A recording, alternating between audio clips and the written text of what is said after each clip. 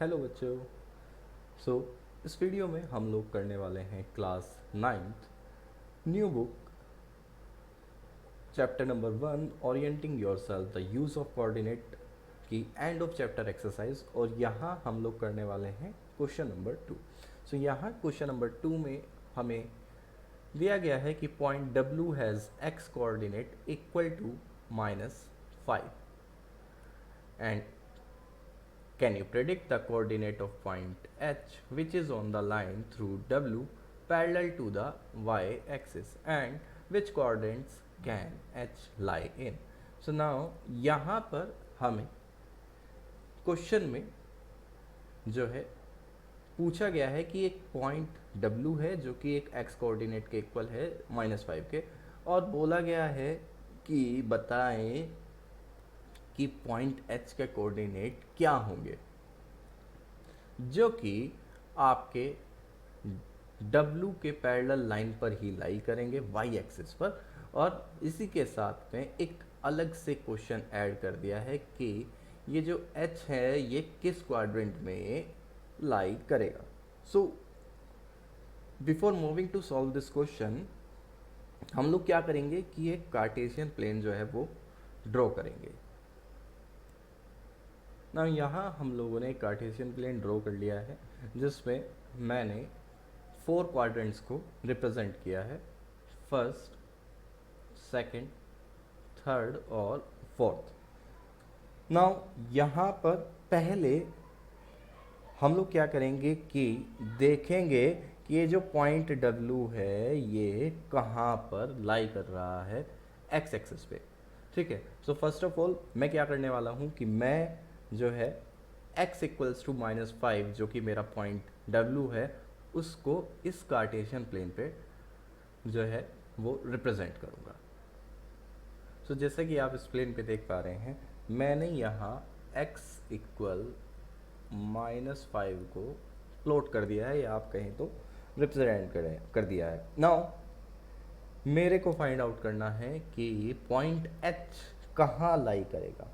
तो देखो जैसा कि मुझे क्वेश्चन में दिया गया है कि पॉइंट H जो है वो लाई करेगा W पर ही parallel to y axis. That means कि वो यहीं कहीं लाई करेगा और वो y एक्सिस के पैरेलल में होगा।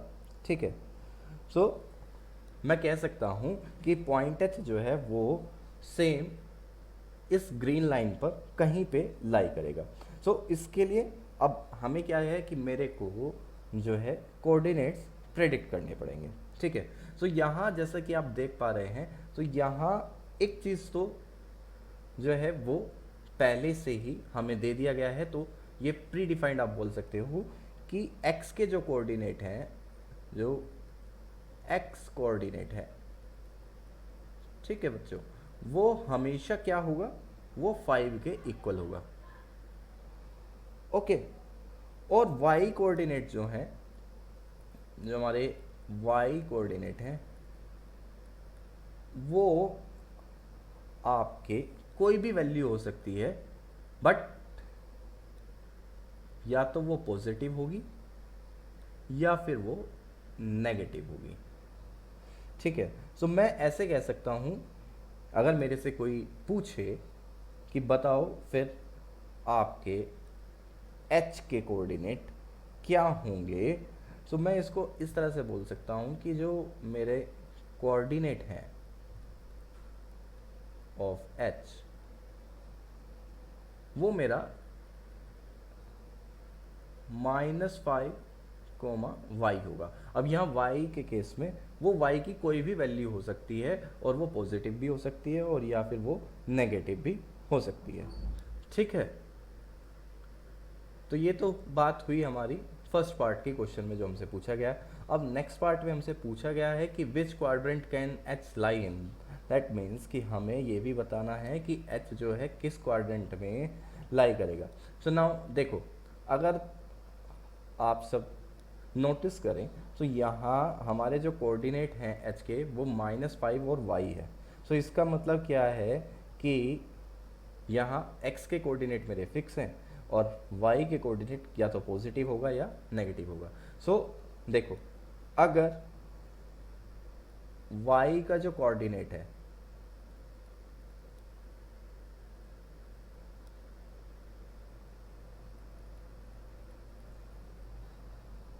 वो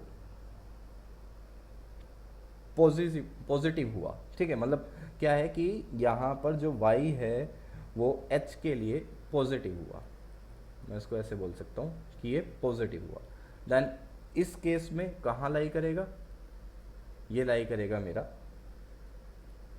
सेकेंड क्वाड्रेंट में, ठीक है, क्योंकि हमें पता है कि यहाँ जो है, यहाँ मेरा x तो जो है वो क्या होता है, वो नेगेटिव होता है, और y मेरा क्या होता है, वो पॉजिटिव होता है, ठीक।